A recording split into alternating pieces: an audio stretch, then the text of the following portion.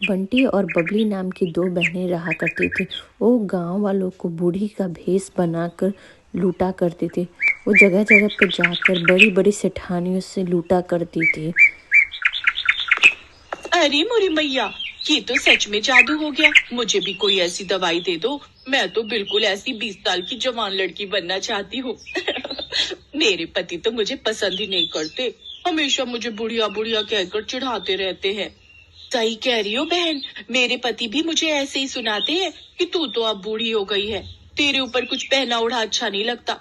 अब दिखाऊंगी मैं कितनी सुंदर लगती हूँ। वैसे ये दवाई खाकर हम कितने दिन में जवान हो जाएंगे? बस एक बार ये 1 हफ्ता दवाई खा लो, उसके बाद आने वाले 1 हफ्ते के अंदर तुम्हारे अंदर बदलाव आ जाएगा। पर ये दवाई महंगी है, इतना याद रखो। 51,000 रुपए का शगुन डालना पड़ता है, तब ये दवाई मिलती है और तभी ये अपना असर दिखाती है। अब तुम पांचों अगर जवान होना चाहती हो तो कल 51,000 रुपए ले आओ और ये दवाई ले जाओ। अरे वो तो कोई दिक्कत नहीं है, पैसों की चिंता तुम ना करो, हम कल ही ले आएंगे।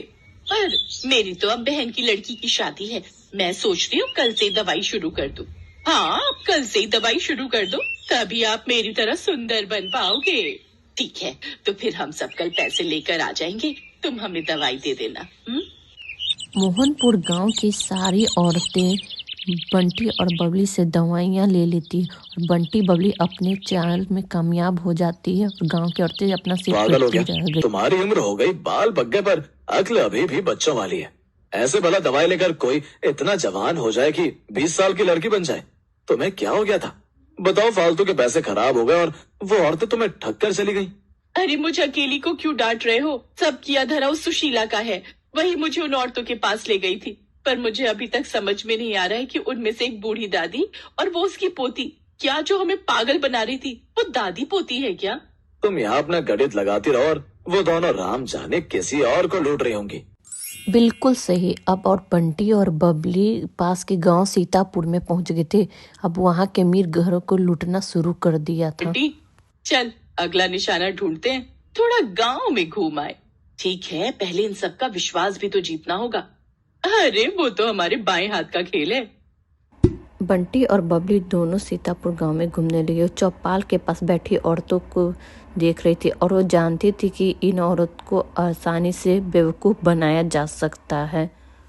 अरे लाजवंती, कितने दिन में मैं जवान हो जाऊंगी? दवाई की 5 खुराक तो मैंने खा ली है। सुमित्रा, तुझे सब्र नहीं है। मैंने तुझे कहा ना, तू देखना सुंदर लड़की में ना बदल जाए तो मेरा नाम बदल देना। मैंने भी वो दवाई शुरू कर दी है। अरे हम जैसी बहुत बूढ़ी औरतें उस दवाई को खाकर जवान हुई हैं। ये दोनों बुढ़िया औरतें गांव में नई दिखाई दे रही हैं, पर ये किस दवाई की बात कर रही हैं? जरा पूछ तो। अच्छा, तो उससे कोई भी जवान हो सकता है? अगर हम लोग वो दवाई खाएं, क्या तुम हमें भी वो दवाई दे सकती हो? हाँ, क्यों नहीं, वो दवाई तो हम जरूर दे सकते हैं। उसके लिए 51,000 रुपए देने होंगे, वो शगुन होता है। हाँ ठीक है, पर पहले आप हमें इस बात का सबूत दो कि वो दवाई सचमुच हमें जवान बना देगी। मेरी दवाई को 5 दिन हो चुके हैं, बस कल एक दवाई और लेनी है, फिर परसों मैं तुम्हें एक जवान लड़की के रूप में दिखाई दूंगी। ठीक है, तो फिर हम परसों ही दवाई खरीदेंगे। पहले तुम्हें देख तो ले, आजकल चोर उचक्के बेईमान ठग बहुत लूटने लगे हैं। अरे तो ठीक है, आप जब परसों सुमित्रा को लड़की के रूप में देखोगे तभी आपको विश्वास होगा। यार बबली, अब कुछ दिनों के लिए बाहर घूमने चलेंगे, बस ये थोड़े और पैसे आ जाए। बहुत थक गई हूँ मैं ये बुढ़िया बन बनकर। ठीक है, बस ये काम हो जाए, फिर इस बार हम लंबी छुट्टियों पर चलेंगे। बंटी और बबली इस बार बहुत खुश थे क्योंकि उनके पास बेईमानी के बहुत सारे पैसे जुड़ चुके थे।